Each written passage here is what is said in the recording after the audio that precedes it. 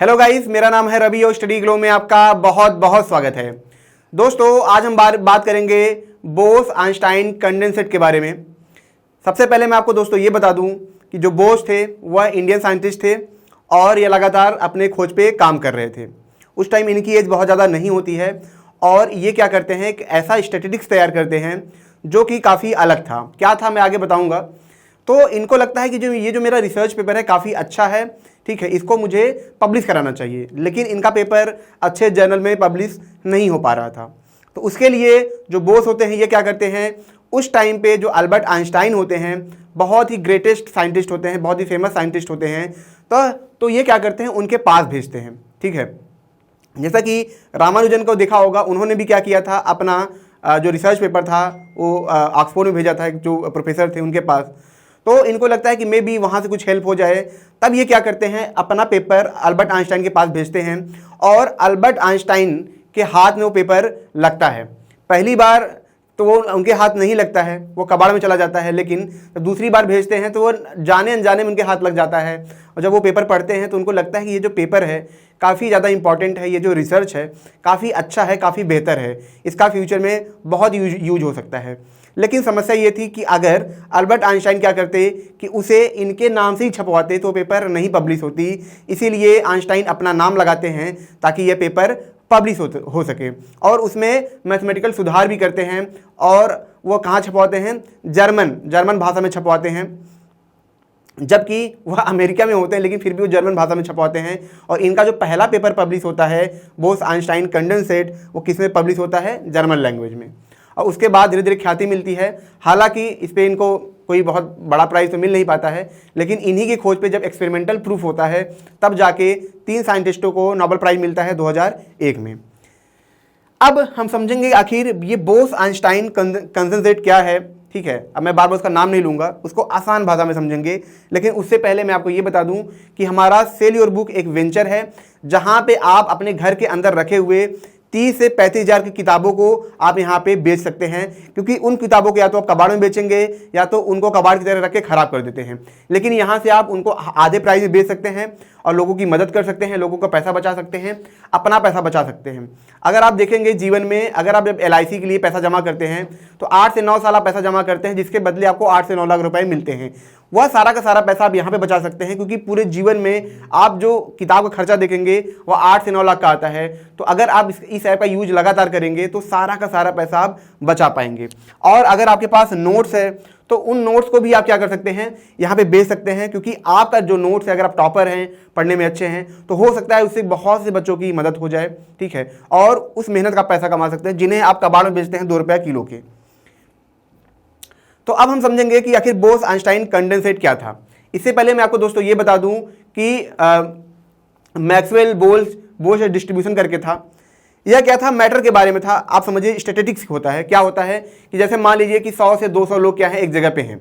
ठीक है, मतलब भीड़ लगी है, खूब ढेर सारी भीड़ लगी है। तो आप क्या करते हैं, उनको एक परसेंटेज में काउंट करते हैं कि एक हमारी जो जगह है इसमें 80,000 लोग आ पाते, लेकिन एरिया में कितने लोग हैं, इतने लोग हैं, आधे लोग भरे हुए हैं।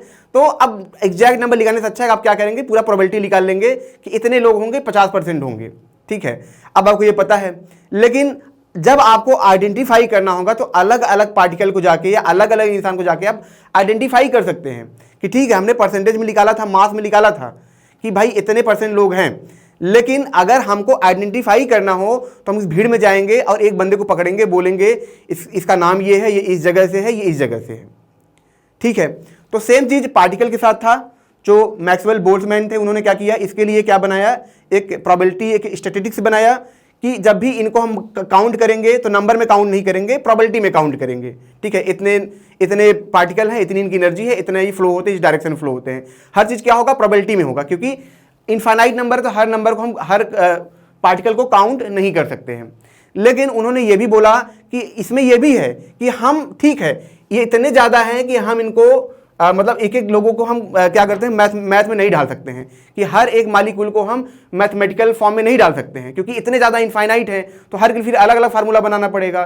तो हम क्या करते हैं, इनको हम क्या करते हैं, मान लेते हैं, प्रोबेबिलिटी में ले लेते हैं, और फिर इनके ऊपर हम काम करेंगे, मैथमेटिकल काम करेंगे। लेकिन अगर हमें इन्हें पहचानना हो तो जाके हम इनको तोड़ सकते हैं, और एक एक पार्टिकल को हम क्या कर सकते हैं, मेजर कर सकते हैं, पहचान सकते हैं। इनकी अपनी एक पहचान है। मतलब कि ये जो अलग अलग पार्टिकल थे, हमने क्या बोला कि ये पार्टिकल की एक भीड़ है, ठीक है, लेकिन अगर हमें पहचानने की बारी जब आएगी तो हम इनको पहचान लेंगे। मतलब सिंपल सी बात ये थी कि हम देखिए, जैसे आपके पास 10 पेन है, तो आप क्या करेंगे, 10 पेन की एनर्जी को काउंट कर लेंगे। लेकिन अगर ये पेन, क्योंकि अलग अलग एनर्जी निकाल लेंगे, पहले पेन की एनर्जी इतनी है, दूसरी इतनी है, तीसरे की इतनी है, चौथी कितनी है, पांचवी कितनी है, आपने सबकी एनर्जी निकाल लिया, काउंट कर लिया कि भैया टोटल एनर्जी इतनी है। लेकिन अगर ये संख्या लाखों में हो, अरबों में हो, तो क्या आप अलग अलग पार्टिकल की एनर्जी निकाल सकते हैं?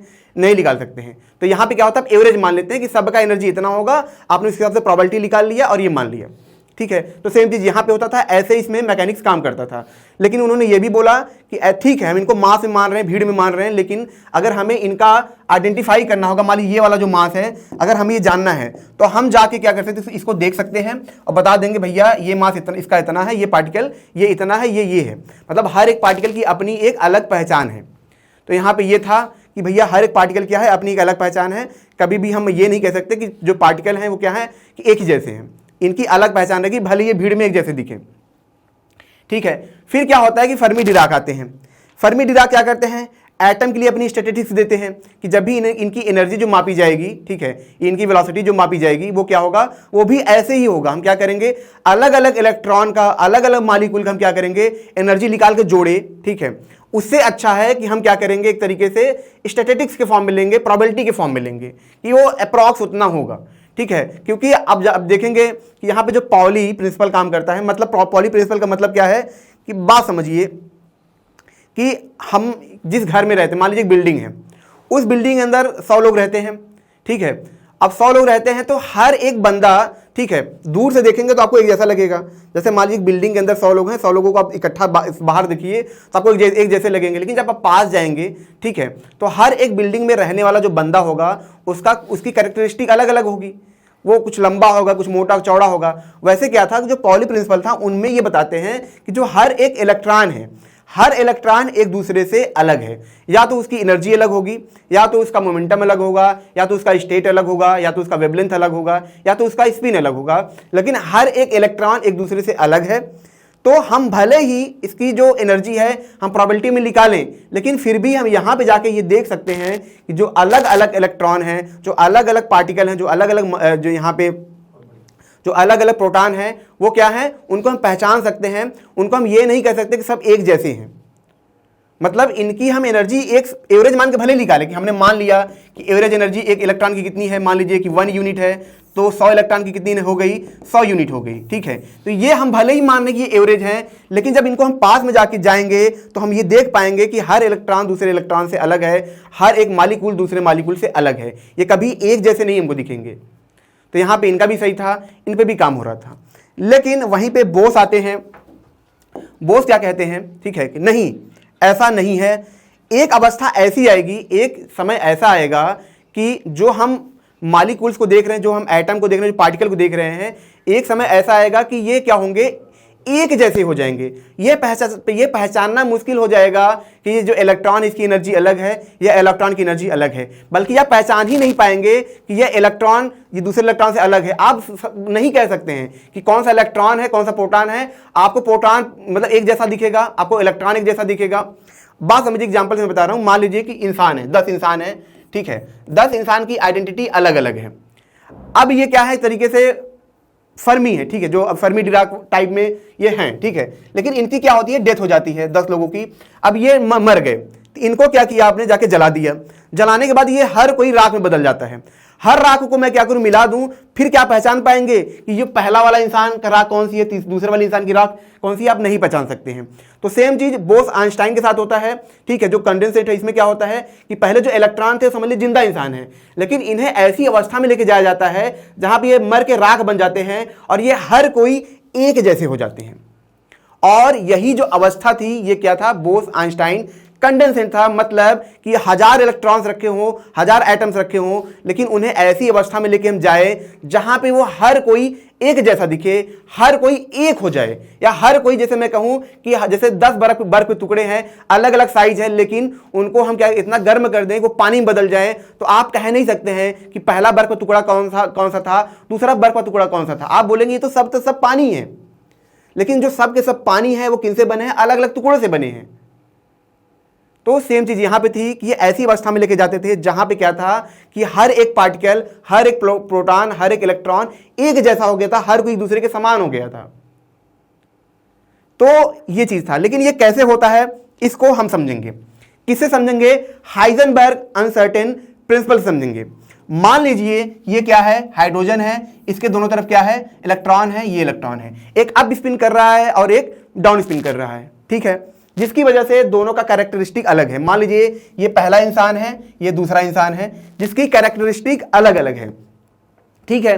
अब हमने क्या, हमको पता है कि यहां पे आप देखिए, ठीक है, यहां पे आप देखिए कि जब भी आप क्या करेंगे, ठीक है, जो पार्टिकल है उसकी जब मोमेंटम बढ़ाएंगे, उसका जब मोमेंटम बहुत बढ़ा देंगे, बहुत बढ़ा देंगे, बहुत बढ़ा देंगे, तो इसकी जो लेंथ होगी वो क्या होगी? एकदम जीरो हो जाएगी, ठीक है। लेकिन आप क्या करेंगे, अगर इसका लेंथ आप बहुत बढ़ा देंगे, बहुत बढ़ा देंगे, तो इसका मोमेंटम एकदम जीरो हो जाएगा। मतलब अगर हम मोमेंटम जीरो कर दें, ठीक है, मोमेंटम मतलब कि मान लीजिए कि m/v है, मतलब मोमेंटम का मतलब क्या है कि जैसे पार्टिकल है वो चल रहा है तेजी से, लेकिन उसके चलने को हम क्या करें? एकदम धीमा कर दें। अब धीमा कर देंगे तो उसका क्या होगा? उसकी साइज को आप देख पाएंगे, उसको आप आराम से देख पाएंगे, समझ पाएंगे, ठीक है, ये हमें पता था। लेकिन अब आपको पता है कि ये जो इलेक्ट्रॉन है ये क्या कर रहे हैं? घूम रहे हैं, ठीक है, इनकी स्पीड है। लेकिन आपको ये पता है कि जो मॉलिक्यूल्स आपके बॉक्स में होते हैं, मान लीजिए ये क्या है? एक बॉक्स है, इसमें क्या है? बहुत सारे इलेक्ट्रॉन है, पार्टिकल हैं। जब इनको आप गर्म करते हैं तो इनकी स्पीड बढ़ती है, और जब क्या करेंगे, वो ठंडा करेंगे, इनकी स्पीड घटेगी। जब स्पीड घटेगी तो मोमेंटम घटेगा। तो यहां पे जो बोस बोलते हैं कि अगर हम इनको इतना ठंडा कर दें कि इनकी स्पीड क्या हो? एकदम जीरो हो जाए। मान लीजिए कि हमने इतना ठंडा इनको कर दिया कि अभी चल नहीं पा रहे, एकदम ठंडा हो गए, चल नहीं पा रहे, धीमे से हो गए, तो ये क्या होगा कि हर कोई क्या होगा? इनका मोमेंटम जीरो हो जाएगा। हर कोई क्या होगा? इनकी अपनी एक लंबाई होगी, ठीक है, इनकी अपनी एक लेंथ होगी, और यह किस फॉर्म में बदल जाएगा? वेव के फॉर्म में होगा। अब ये मैटर नहीं रह गए। बात समझ रहे हैं? बात समझिए कि जैसे एक बॉक्स के अंदर मैंने पार्टिकल को भरा, मैंने इसको क्या किया? गर्म किया, तो वो बार बार जाके टकरा रहा है, ठीक है, और जितना वो टकरा रहा है उतनी बार वो क्या कर रहा है? अपनी एनर्जी लॉस कर रहा है। इसका मतलब वो पार्टिकल में है। मैंने क्या किया? इसको इतना ठंडा कर दिया कि इसकी एनर्जी अब एकदम कम हो रही, तो टकराएंगे नहीं। जब ये टकराएंगे नहीं तो ये पार्टिकल रह नहीं जाएंगे, क्योंकि पार्टिकल का कैरेक्टरिस्टिक यही है कि वो टकराएगा। जैसे मान लीजिए कि मैं बोला मेरे अंदर मास है, इसका मतलब कि मैं जमीन से टकरा रहा हूं, दीवार से टकरा रहा हूं। लेकिन ये जो पार्टिकल है, मैंने इनकी एनर्जी इतनी कम कर दी है कि ये दीवार से नहीं टकरा पा रहे, क्योंकि अब इनके अंदर मोशन ही नहीं बचा। जब ये मोशन नहीं बचेगा तो टकराएंगे नहीं, और जब ये टकराएंगे नहीं तो क्या होंगे? ये पार्टिकल नहीं होंगे। जब ये पार्टिकल नहीं होंगे तो किस फॉर्म में होंगे? ये वेव के फॉर्म में होंगे। बात समझ रहे हैं? जैसे आप बात समझिए कि यहां पे आप देखिए, ठीक है, जैसे कि मान लीजिए कि क्या है कि जो लाइट है ये क्या है? ये चल रही है, ठीक है, ये चल रही है, जाके दीवार से टकरा रही है, पार्टिकल रूप में है, वहां से टकरा पार्टिकल रूप में है। लेकिन एक टाइम ऐसा है इसके अंदर मतलब मास हो ही ना, जब इसके अंदर मास ही नहीं रहेगा तो एक दूसरे से टकराएंगे नहीं, तो ये किस फॉर्म में होंगी? या वेव के फॉर्म में होंगी, ठीक है, ये किस फॉर्म में हो जाएंगी? वेव के फॉर्म हो जाएंगी। अब क्या है? बात समझिए कि मैंने दो वेव लिया, मैंने एक पानी का छोटा लहर लिया और एक पानी का बड़ा लहर लिया, ठीक है। अब इनको मैं पास में लेके जाऊंगा तो दोनों लहरें क्या होंगी? आपस में मिल जाएंगी, मिल के एक लहर बनेंगी। तो आप ये नहीं बता सकते हैं कि पहला लहर कौन सा है, दूसरा लहर कौन सा है। दोनों लहरें क्या हैं? एक हैं। अब आप बोलेंगे कि जो पहला लहर था, जो दूसरा लहर था, वो तो मिल गया है, ये तो दोनों एक हैं। मैं 4-5 लहर और लाया, छोटे बड़े, उनको भी इसमें मिला दिया, वो सब मिलके क्या है? एक लहर बना रहे हैं, एक वेव बना रहे हैं। अब आप कह सकते हैं कि मैं इसमें नहीं पहचान सकता हूं कि पहला वेव कौन सा है, दूसरा वेव कौन सा है। मतलब आप एक बात समझिए कि मान लीजिए क्या है, अंटार्कटिका पे आप हैं, यहां पे अंटार्कटिका पे बहुत सारे बर्फ के टुकड़े हैं, अलग अलग बर्फ के टुकड़ों को आप पहचान सकते हैं। लेकिन जब ये बर्फ के टुकड़े क्या होंगे? पानी में मिल जाएंगे, वे में बदल जाएंगे और ये आपस में मिल जाएंगे, तो अलग अलग टुकड़ों को आप नहीं पहचान सकते हैं। तो सेम चीज यहां पे हो रही थी। जो इलेक्ट्रॉन थे, जो यहाँ पे इलेक्ट्रॉन थे, प्रोटॉन थे, ये हर कोई क्या था? किसमें बदला? पहले तो इनकी आइडेंटिटी थी, लेकिन जब आपने इनको ठंडा किया तो इन्होंने अपनी ऊर्जा खत्म कर दी, अपनी मोमेंटम खत्म कर दिया। ये किस फॉर्म में आ गए? वेव के फॉर्म में आ गए। और जब ये वेव के फॉर्म में आ गए तो ये हर कोई क्या हुए? मिल गए। एक तरीके से किस फॉर्म में बदल गए? ये हर कोई था, ये भी वेव था, ये भी वेव था, ये भी वेव था। पानी का वेव समझिए, जब पानी का वेव है, जब आपस साथ में आएंगे तो मिलके क्या होंगे? एक बड़ा वेव बना लेंगे। अब आप जब देखेंगे इनको, अब जब आप इनको देखेंगे, ठीक है, तो आप इनको पहचान नहीं पाएंगे। आप क्या होगा, जैसे यहां पे आप देखिए कि अब आप इनको पहचान नहीं सकते हैं, ठीक है। यहां पे आप अलग अलग वेव का पहचान सकते हैं, लेकिन यहां पे हमने इतना ठंडा कर दिया था कि हर पार्टिकल वेव बदल गया। अब आप देखेंगे ये तो सब एक जैसा है, यहां भी एक जैसा है, यहां भी एक जैसा है, तो आप नहीं ढूंढ पाएंगे कि इलेक्ट्रॉन कहां पे है, प्रोटॉन कहां पे है, ठीक है, न्यूट्रॉन कहां पे है, आपको दिख नहीं रहा है। क्यों? क्योंकि हमने उस पार्टिकल को, उस एटम को इतना ठंडा किया कि एटम एक वेव के फॉर्म में आ गया, हर इलेक्ट्रॉन वेव के फॉर्म में आ गया, और इन्हें क्या बोलते हैं? सुपर एटम बोलते हैं। मतलब अब आप उसको एक तरह ही देखेंगे, आप उसको पहचान नहीं सकते हैं। ना इलेक्ट्रॉन इलेक्ट्रॉन रह जाएगा, ना प्रोटॉन प्रोटॉन रह जाएगा, वह सिर्फ और सिर्फ किस फॉर्म में रह जाएगा? वेव के फॉर्म में रह जाएगा। और यह अवस्था क्या थी? वो कौन सा टेम्परेचर था? ये लगभग, ठीक है, -273 केल्विन के आसपास था। जब इसके पास किसी भी पार्टिकल के, किसी भी एटम को, किसी भी मॉलिक्यूल को आप ठंडा करेंगे तो वहां तक जाते जाते क्या होगा कि हर एक पार्टिकल अपनी आइडेंटिटी खो देगा, अपनी पहचान खो देगा, और हर एक चीज एक में क्या होगी? मिल जाएगी, कोलैप्स हो जाएगी, ठीक है, और एक फील्ड बनेगी। यही फील्ड था, क्या था?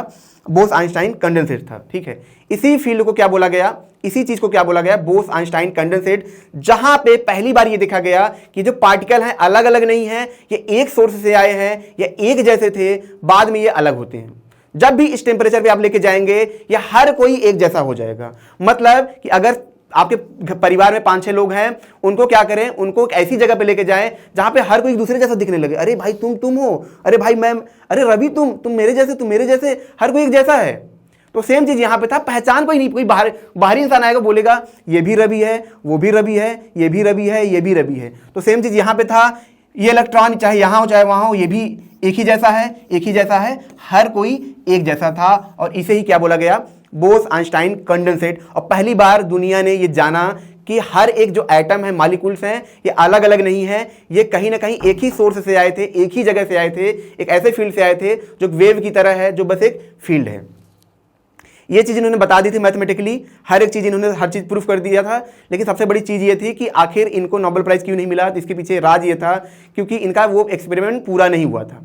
1954 में क्या होता है? 2 वैज्ञानिक आते हैं, रबडियम, जो रबडियम मैं बोल रहा हूँ, सोडियम एटम, और इन सब पे काम करते हैं, ठीक है। उसके बाद 2001 में इन्हें नोबेल प्राइज दिया जाता है इन्हीं वैज्ञानिक के ऊपर। मैं कभी कभी सोचता हूँ ये कितना अजीब है, खोज मैंने की, सब कुछ मैंने किया, प्रेडिक्शन मैंने किया, कोई आता है एक्सपेरिमेंट करता है, उसको नोबेल प्राइज मिलता है, जबकि मेरे हिसाब से नोबेल प्राइज तो इन्हें ही मिलना चाहिए था। कमाल की बात है, खुद इनके थ्योरी पे 4 नोबेल प्राइज मिला है, लेकिन इनको नहीं मिला। अब बात करते हैं कि इसका यूज क्या है। यूज ये है कि आप बात समझिए कि जो इलेक्ट्रॉन तार के अंदर, जैसे इसके अंदर फ्लो करता है इलेक्ट्रॉन, तो आपको पता है जब इसके अंदर फ्लो करेगा रेजिस्टेंस होगा। लेकिन अगर क्या हो कि हर कोई क्या हो? वेव बन जाए, ठीक है, इलेक्ट्रॉन वेव के रूप में हो जाए, प्रोटॉन वेव के रूप में हो जाए, तब तो फ्रिक्शन होगा ही नहीं, आपस में फ्रिक्शन करेंगे ही नहीं। तो क्या होगा? तो ये होगा कि जो इलेक्ट्रॉन है उसको फ्लो होने में रेजिस्टेंस, मतलब एकदम रेजिस्टेंस 0 हो गया, तो फ्रिक्शन नहीं होगा। और जब फ्रिक्शन नहीं होगा तो पूरी की पूरी एनर्जी बचेगी, मतलब जितना हम इनपुट देंगे उतना हमको आउटपुट मिलेगा, और इलेक्ट्रिसिटी कॉस्ट बचेगा। दूसरा कि हम एक ऐसा कंडक्टर बना पाएंगे, जिसमें हायर कैपेसिटी होगी कि कम टाइम के अंदर वो ज़्यादा करंट फ्लो कर पाए, जिसकी वजह से हम इसको मेडिकल यूज में ला सकते हैं। कहाँ पे? रॉकेट में इसका यूज कर सकते हैं, बहुत जगह पे इसका यूज कर सकते हैं। आप समझिए कि पूरा ये इंडस्ट्री चेंज हो जाएगी। लेकिन अभी तक क्या है, इस पे काम हो रहा है, लेकिन इतनी सफलता नहीं मिली कि हम ऐसा चीज बना पाए। दूसरा चीज क्या है कि हम एक सुपर फ्लूइड बना सकते हैं, जैसा कि आप यहाँ पे पीछे देख रहे हैं। सुपर फ्लूइड ये होता है जैसे पानी है, पानी में क्या होगा? आप हाथ डालेंगे तो क्या होगा? आपको रजिस्टर करेगा, आपको लगेगा यार ये मुझे धक्का दे रहा है, मुझे जाने में दिक्कत हो रही है। लेकिन इसी पानी को जब आप क्या करेंगे, इसमें बना देंगे, बोस-आइंस्टाइन कंडेंसेट में बदल देंगे, तब क्या होगा? जब इसके अंदर कोई पार्टिकल गुजरेगा तो ये क्या होगा? फ्रिक्शनलेस होगा, आपको पता ही नहीं चलेगा। जैसे आपने हाथ डाला तो ये आपके चारों तरफ से फैल जाएंगे, लेकिन आपको फील नहीं होगा, क्योंकि इसमें फ्रिक्शन है ही नहीं। फ्रिक्शन क्यों नहीं है? क्योंकि फ्रिक्शन पार्टिकल में होता है, यहाँ तो ये पार्टिकल के रूप में है ही नहीं। तो क्या होगा? इनको आप ऐसे कहीं भी ले जा सकते हैं, कहीं भी कर सकते हैं, और यही इसका चमत्कार है। चमत्कार क्यों है? जरा सोचिए कि मान लीजिए आपके पास क्या हो कि 1 kg का कोई पार्टिकल हो, ठीक है, 1 kg का पार्टिकल हो, उसको आप एक जगह से दूसरे जगह पे ले जाने में आपको क्या होगा, बहुत मेहनत करनी पड़ेगी। लेकिन अगर इसको इस फील्ड में बदल दें तो आपको जरा सोचिए, इसको ले जाने में आपको कोई भी एनर्जी की जरूरत ही नहीं है। इसके बहुत सारे यूज हो सकते हैं, ऐसा नहीं एक यूज है। तो इसको आप, इसका इतना बड़ा यूज है कि क्या मतलब मैं बता नहीं सकता आपको। तो ये एक ऐसा सुपर फ्लूइड बनेगा जो रेजिस्टेंस लेस होगा। ठीक है, आप इसको कहीं भी ले जा सकते हैं, कहीं भी इसका यूज कर सकते हैं, और आगे चल के बहुत सारी चीजें हम कर सकते हैं।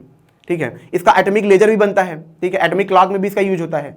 ठीक है, लेकिन जो सबसे बड़ी चीज है कि अभी तक इस पे काम हो रहा है, क्योंकि जीरो, एब्सोल्यूट जीरो तक लेके जाना, हालांकि जो बोस आइंस्टाइन कंडेंसेट होता है ये मतलब लगभग माइनस मतलब 5 केल्विन के आसपास। ठीक है, तो जैसा कि होता है दोस्तों, अच्छा एक चीज मैं आपको बता दूं कि यहाँ पे मैंने केल्विन बोल दिया था। ठीक है, तो मान लीजिए कि जैसे क्या 0 डिग्री सेल्सियस है, मान लीजिए मिनिमम टेम्परेचर है। ठीक है, तो क्या होगा कि जब आप जैसे इसके पास पहुंचेंगे तो आपको पूरा जीरो नहीं जाना है। ठीक है, उसको कुछ पॉइंट पहले ही आपको जो बोस आइंस्टाइन का जो ये आपको जो दृश्य दिखेगा वो मिल जाएगा। तो आपको पूरा उसके जीरो पास नहीं जाना है, मतलब जीरो टेम्परेचर पर वो नहीं जाना है, क्योंकि वो पाना एकदम असंभव है, बहुत ही मुश्किल है। तो वैज्ञानिक क्या करते हैं, उसके पास जाते हैं थोड़ा सा, तो कुछ टेम्परेचर रहते हुए क्या होता है कि उनको ये मिल जाता है। ठीक है, तो सॉरी ये थोड़ी सी गलती हो गया था, मैंने केल्विन में कर दिया था। ठीक है, इसको सेल्सियस समझे, तो ये है। तो मतलब यही है कि अगर आगे चल के हम ऐसी टेक्निक बना पाते हैं जिससे क्या हो कि हम उसके पास पहुंच जाए, उस टेम्परेचर के पास पहुंच पाएँ, ठीक है, और ऐसे फील्ड बना पाएँ, तो इनका हम ना जाने कितना यूज हम कर सकते हैं, इसकी कोई लिमिट नहीं है। आप जरा सोचिए कि हम बहुत सारे मैटर को क्या करेंगे, वेव के फॉर्म में बदल देंगे, कहीं भी भेज देंगे, फिर कहीं भी ले आना बहुत ही आसान होगा, और जब चाहेंगे हम टेम्परेचर जैसे ही बढ़ाएंगे वो अपने फॉर्म में फिर से आ जाएंगे। तो ये कितना ज़्यादा कमाल का होगा। तो दोस्तों अगर ये लेक्चर आपको अच्छा लगा हो तो इसे लाइक करें, कमेंट करें, शेयर जरूर करें। और जो सबसे बड़ी चीज़ है दोस्तों, हमने बैक टू स्कूल शुरू किया है। ठीक है, वहाँ पे जाके आप हमें क्या कहते मतलब टॉपिक दे सकते हैं, आप हमसे क्वेश्चन पूछ सकते हैं, बातें कर सकते हैं, डिस्कस कर सकते हैं। ठीक है, तो उसका लिंक नीचे दिया गया है, टेलीग्राम ग्रुप है, उसमें जरूर ज्वाइन हो और अपने दोस्तों को भी बताएं ताकि उनको भी इसका फ़ायदा मिलता रहे। मिलते हैं नेक्स्ट लेक्चर में। Thank you so much.